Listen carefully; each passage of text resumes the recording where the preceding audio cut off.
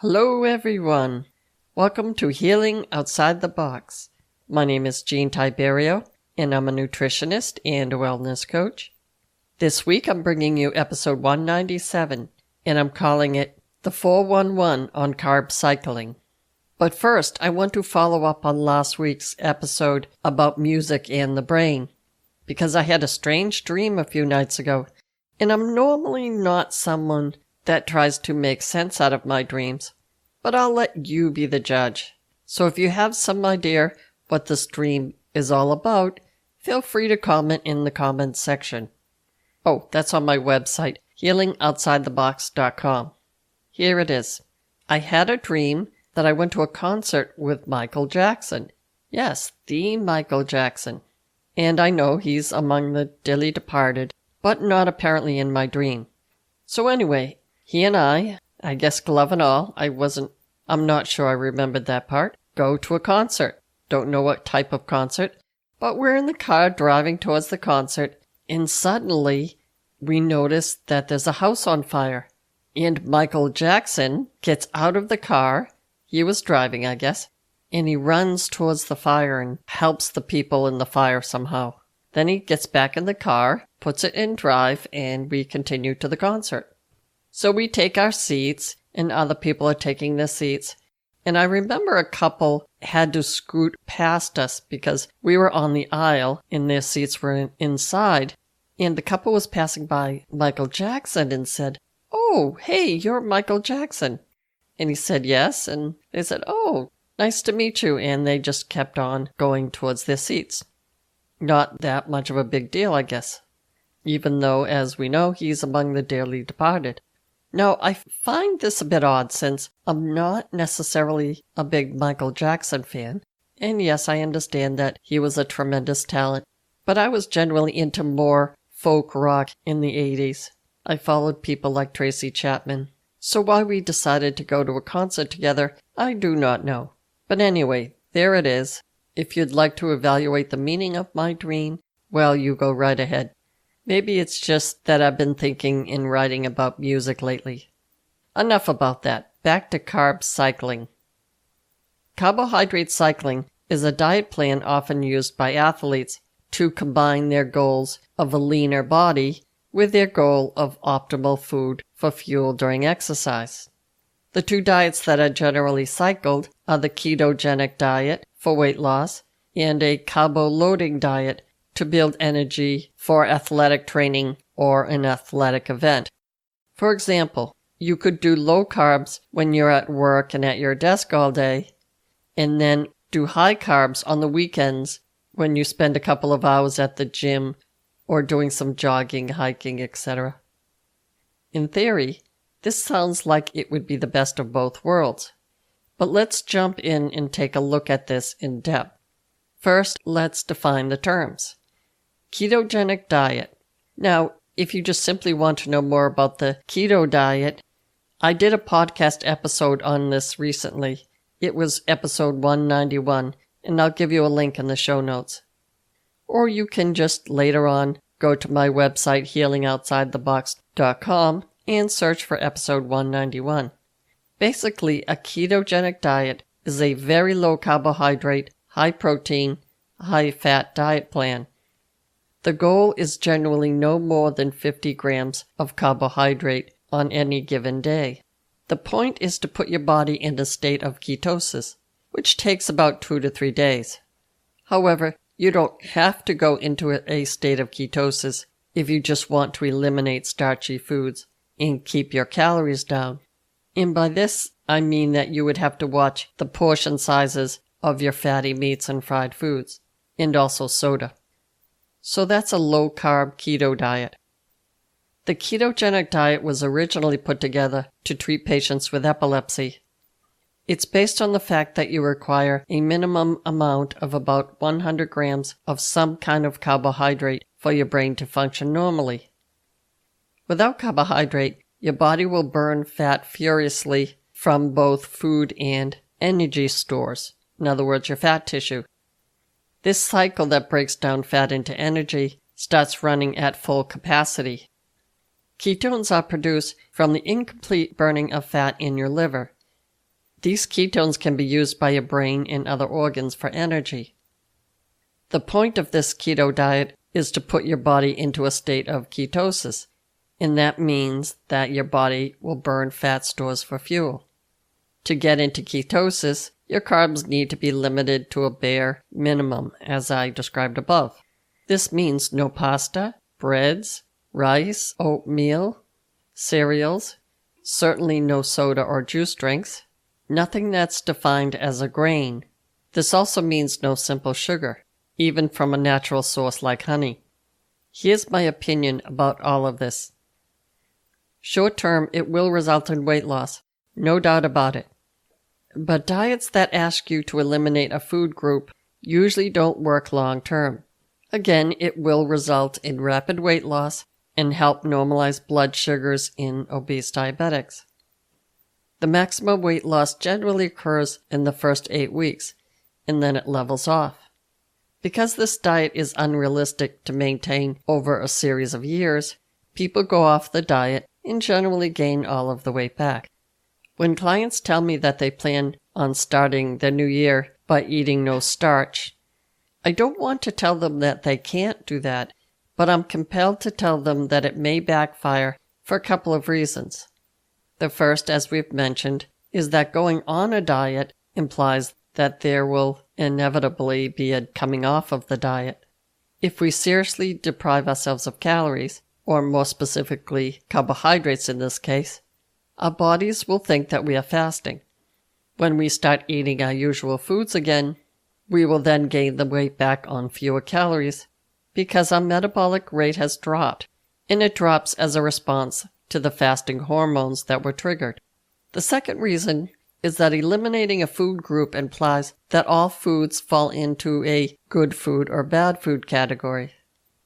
For example, if you eliminate all starch, that would include healthy vegetables like sweet potatoes and healthy grains like oatmeal.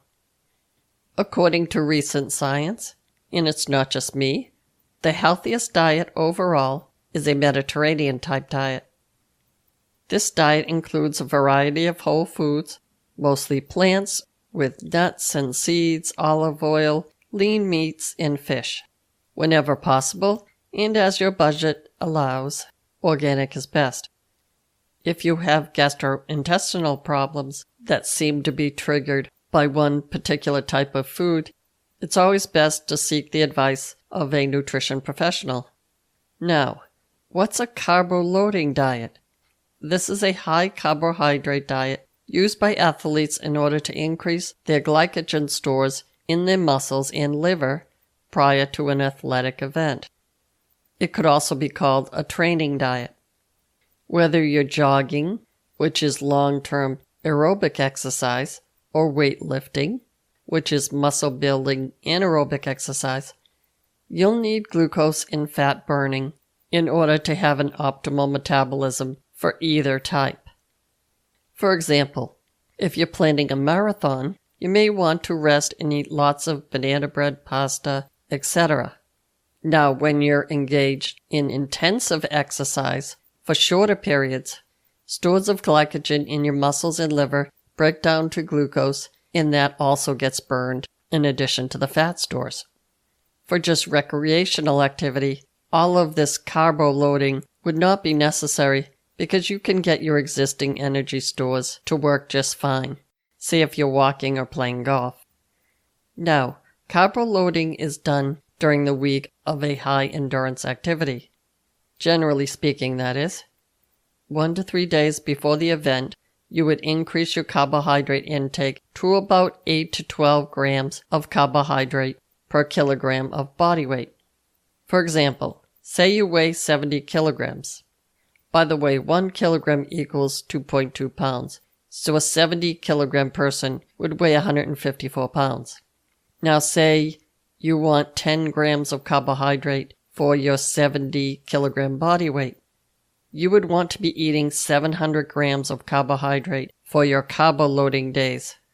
If that sounds like a lot of carbs, well, it is.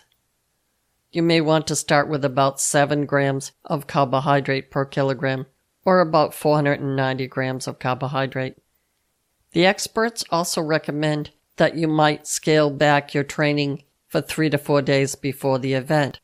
The combination of eating more carbs and tapering activity will boost your muscle glycogen stores. By the way, glycogen is just the storage form of glucose in your muscles and liver. Carbo loading has been shown to give you more energy during your endurance event. You may feel less fatigued, and you may see an improvement in your performance after you carbo load. And I think that's true of weightlifting as well as jogging. But carbo loading may not be for everyone. Other factors can influence your athletic performance, even with your carbo loading routine. For example, knowing how to hydrate yourself and avoid even mild dehydration is key to an optimal athletic performance. Once your endurance athletic event is over, your body will want to replenish its glycogen stores. This would normally happen once you return to your usual diet. Your glycogen stores will return to the level that your body's accustomed to. But what if you go home from your marathon, shower, change, and then completely restrict your carbohydrates, going straight into a keto diet? Carb cycling is a situation where you are alternating the two diets over the course of a week. As you can imagine, it takes a lot of discipline and extra hours of planning to pull this off successfully. But elite athletes are often willing to do this. Carb cycling can be suggested by personal trainers as part of an overall fitness routine to help reduce fat stores between athletic events. Then these athletes will carbo load just prior to a marathon or a boxing match. In other words, a keto diet is used in conjunction with a healthy, high-carbohydrate diet, not necessarily a high junk food diet. So elite athletes might want to do a keto diet to reduce their level of fat stores. Simply put, a leaner body can run faster.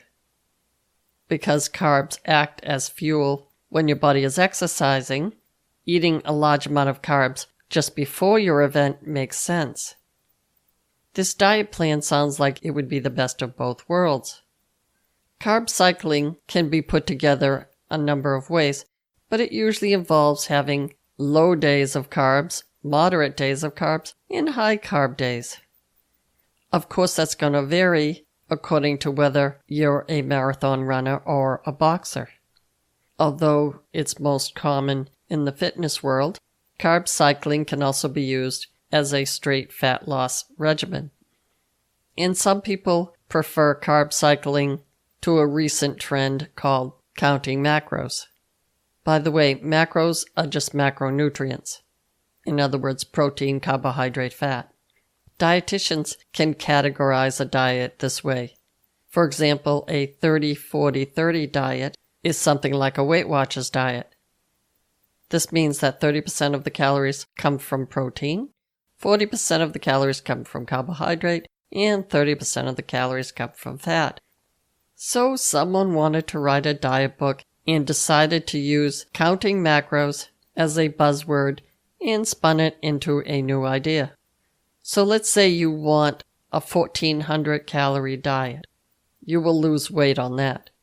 So this means that if you're doing 30-40-30, 420 calories come from protein, 560 calories come from carbohydrate, and 420 calories come from fat. In terms of fat, that comes out to only 47 grams of fat, which is a relatively low-fat diet. But the point is to lose weight. So a Weight Watchers diet makes sense. Now let's get back to carb cycling. With keto and carb loading diets, there's little research that proves this diet duo is a healthy or even safe option. To limit yourself to 30 grams of carbs, like on, say, the third day of a very low carb cycle, is asking a lot. Most nutritionists would advise that a level below 50 or 60 grams of carbohydrate might be unsafe long-term, and maybe even short-term. Now, carb matching, a system where you switch off one carb for another carb, can be confusing to follow as well. You have to literally count grams of carbs in everything you eat. You'd almost have to have charts on your refrigerator telling you how many carbs are in each and every ingredient. Then you have the task of putting it all together and then switching off to a high carb diet, just the opposite of what you've done. The opinion of most nutritionists is this: you will lose weight rapidly on this diet at first, but it is not sustainable long term. Now, I've made this particular point in some of my episodes, and I'll make it again here. Like most animals, we eat habitually, and that's generally a good thing. Say if we eat a candy bar at 3 p.m. for 6 months every day, and then suddenly stop eating any snack, we will then crave a candy bar at 3 p.m. the next day. You can substitute almost any food for candy bar.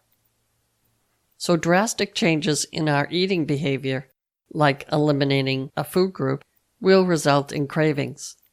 A healthier, more sustainable plan may be to cut down on portion sizes of snack foods and fatty meats, then try to eliminate soda and juice drinks. Then try to reach a goal of 5 servings a day of fruits and vegetables. If you can do all 3 actions at once, all the better.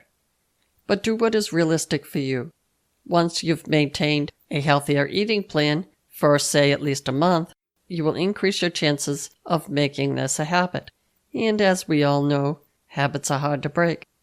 So my advice is to find a meal plan that works with your lifestyle and includes a wide range of foods. This plan should not completely omit foods that you love.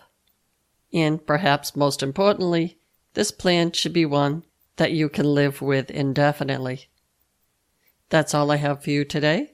Be well and stay tuned next week for another episode of Healing Outside the Box.